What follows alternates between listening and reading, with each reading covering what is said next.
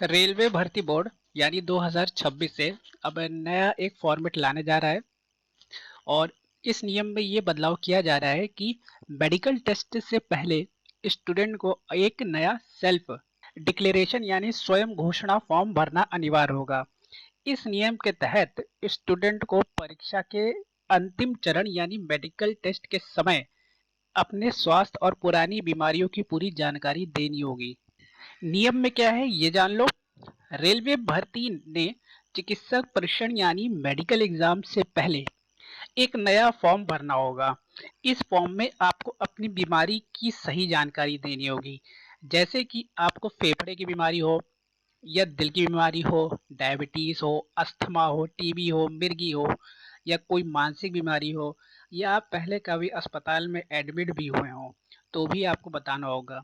ये वो बीमारी है जो आपको शायद पहले हुई हो लेकिन अब आप ठीक हो गए हो, लेकिन फिर भी आपको देनी होगी ये जानकारी।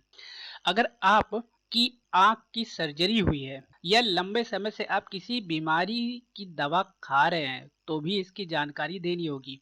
यहाँ तक कि आपको अपनी आदतें जैसे कि शराब, नशीले पदार्थ का सेवन अगर कर रहे हैं तो भी आपको ये बताना पड़ेगा।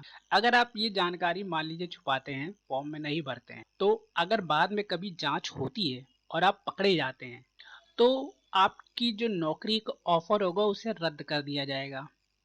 अगर नौकरी मिलने के बाद भी पता चलता है तो सेवा समाप्त के साथ साथ रिटायरमेंट बेनिफिट्स यानी पेंशन आदि भी रोकी जा सकती है और ये चीज़ साफ साफ लिखी हुई है। लेकिन अब ये जान लो ये जो टेस्ट होगा, ये जो नियम है, ये सीबीटी के पहले नहीं होगा, यानी जो कंप्यूटर बेस्ड टेस्ट होता है उससे पहले नहीं होगा, ये उसके बाद लागू होगा।